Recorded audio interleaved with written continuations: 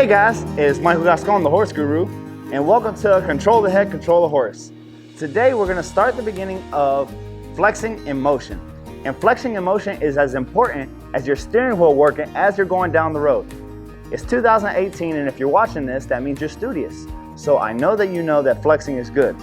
But flexing and desensitizing of a horse that's standing still is just a concept. It's about as useful as your brakes and your steering wheel in a parked car.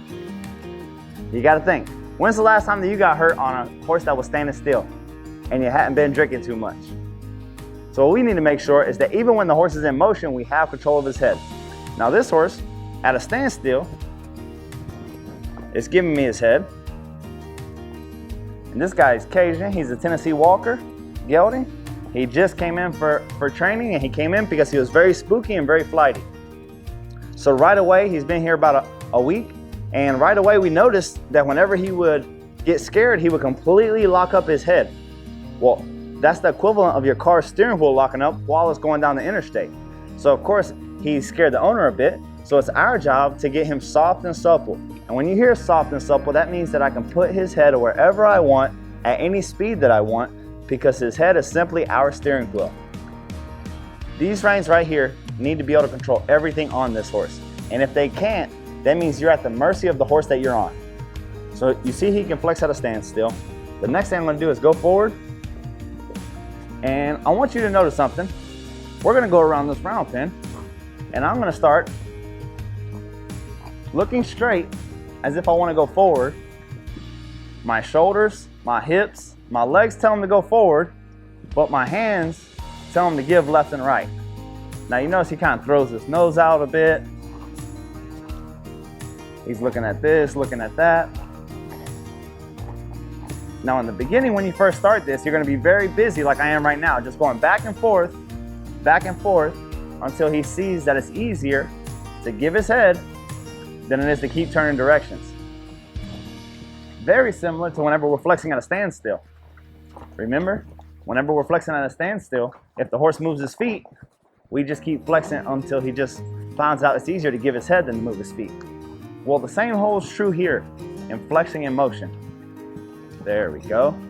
The more he gives now, the more I release, and the less I bother him.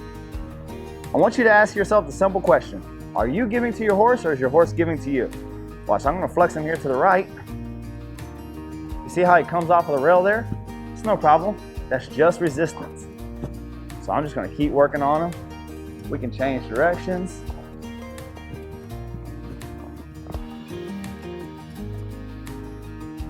So whenever you see a good dressage horse, a good reining horse, those guys can put that horse's head wherever they want. Because without control of the head, they wouldn't be able to control the body. So this is the very beginning of gaining control of their head. Now as an industry, the gaited industry is infamous for straight line horses. Horses that have had a bit put in and just driven straight forward down a track or a road or a fence line. And he holds true. So when he came, he was already under saddle, but they couldn't control him whenever he was out on the trail. And the reason for that is he only knew how to go with his head straight. And notice I just keep bothering him. I don't get in a fight with him. There we go. Now he's starting to loosen up. As a byproduct, you'll notice whenever I release the reins that he's dropping his head, because I'm taking all that adrenaline, all that tenseness and tightness out of his head and neck. And he's becoming more relaxed, more easy. You will be amazed how much this will help your gait, your transitions, your speed control, your leg control with your horse. This is the basis of everything. If you control the head, you control the horse. So my clinics have evolved so much over the past 5 years. In the beginning, I just wanted to desensitize everybody's horse and expose them to as much as possible. Now I believe a horse's fear is only a problem when you can't control it. Remember, it's not a horse's fear that hurts you, it's their reaction to that fear. So if they get afraid or nervous and you can't control their head and they lock up the steering wheel and take you wherever they want to go, or rear up or buck or take you through the woods, that's a problem. But if we can guide them through it and be their leader because we have control of their head, we can control the situation. There we go. Much better. I'm going to give him a little breather right here. Let him walk without touching his face. But notice how I don't like, I don't try to have a confrontation with him. I'm not trying to get him more wound up. The other thing you might notice is that we're just riding in a halter. He's been riding in a bit his whole life. I can put a big bit on him, and I guarantee he'll pull harder on me in the bit that he's used to pulling on, that he's been riding in for years, than this halter. Not to mention, if you've watched our groundwork series, you'll notice that the respect that we gained through the groundwork, he was already giving his head on the ground before we even got on. There we go. Now look, I'll hold him to the side for a stride or two. You see that right there? Now I'll release. Hold him to the right for a stride or two. Now if you want to notice my hand placement, I'll release. The easiest way is to have a long set of reins. Put your hands on your legs so you know you're calling to the same place. When he throws his head, you see I don't worry about that. I just leave my hands in the same place. There you go. He turns his head to the side because that's the only place he can find that there's no pressure on. So with one hand, I'll come up to my hip. My other hand will stay down by my knee. Again, notice he brings his head down and to the side.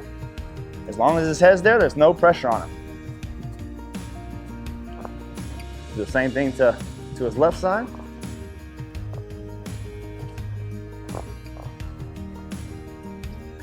There we go. There we go. Now he's getting softer and easier. So these older horses that have been ridden for a long time, it's like trying to fill a cup that's already full. We have to wash everything out that he thought he knew so that we can put new material in there. And right now, this whole idea of giving to pressure instead of resisting is new to him.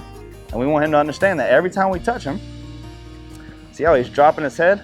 A lot of folks believe that hot walkers like this can't walk. A lot of people believe that if you have a gaited horse, they just, they're just a different breed. They all walk way too fast. You can't enjoy the ride with your quarter horse friends. And I'm here to tell you that's just not true. The problem that we have is people are holding them up and have their head up. Well, if they have their head up, their adrenaline's going, they're tense tight, and they're taking bigger steps, so it really seems like they're walking fast. But look at this guy. He came in a week ago, and he was very tense and tight. He walked out very fast, but now that we're starting to gain control of his head, he's dropping his head down, walking nice and slow. There we go. And day by day, we just keep putting these little investments in the bank. A little softer here, a little softer there. Guys, this works on any breed of horse. If you have a trotting horse, if you have a quarter horse or a warm blood, and they are very heavy in the trot, which means they'll draw your teeth out, plop, plop, plop, plop, plop. If you flex them in motion and you get them to drop their head and relax their muscles, you're gonna see you're gonna have a nice, smooth trot that's gonna be way smoother. They're gonna be a lot easier on you. Well, the same holds true in gaited horses. I just wanna make sure that wherever I touch him, that he releases. Now, can you imagine?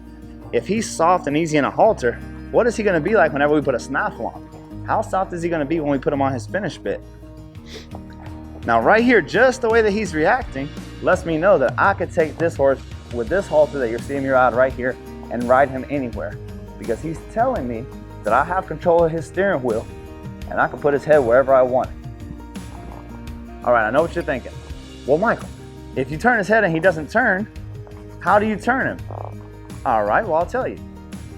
The less they depend on their head, the more they depend on your body to tell them where to go. So if I'm sitting back and looking straight, everything about me is looking straight, I'll even come straight to you. See how my chest and my hips and everything are looking straight? Now watch when I do the same turn, but I look over my shoulder. Since he's not worried about laying against me and fighting me, now he's really light off of my contact, that whenever I look over my shoulder and shift my weight around, he gives to that. It's making the communication lines a lot easier. Perfect. And that's how you flex a horse in motion. Thanks for watching. Control the head, control the horse.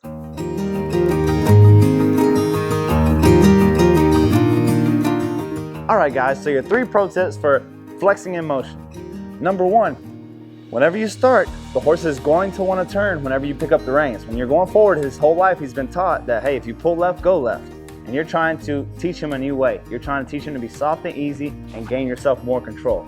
So pro tip number one is touch and release. And it's okay if in the beginning it's small touches just like this and you're going back and forth. Touch to the left, touch to the right, touch to the left. That's okay. In the beginning, the horse is going to want to snake. But if you keep going back and forth, touching and releasing, remember, you keep touching and releasing, he's going to find out that it's easier to give his head than to keep turning his body. The more that he gives with his head, the more you'll be able to ask.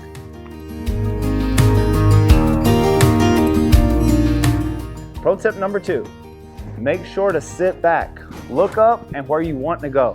If you look down, it's going to take him a long time to figure out what you're wanting. If you look down, he's going to really not want to go forward. As soon as you start flexing, he's going to want to stop. The whole idea is for the steering wheel to work when you're going forward.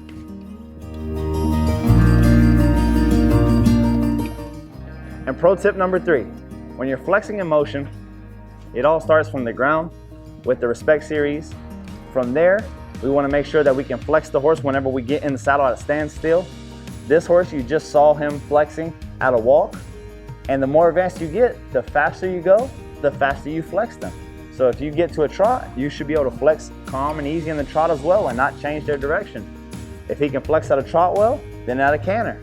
If you get that horse where you can flex his head wherever you want it, at a walk, trot, or canter, or walking out in his case, then you're going to be able to control him at any speed forward, and speed is going to be your friend, not your enemy. Thanks for watching Control the Head, Control the Horse. This is your 3 pro tips. Hey guys, thank you so much for watching our video. Make sure to get in the comments below and give us your feedback. Let us know what all problems you're having, if you're having any problems with the steps, if there's more videos or problems that you would like to see. We just want to better help you bond with your horse and help fix some of your equine problems and reach your equine goals.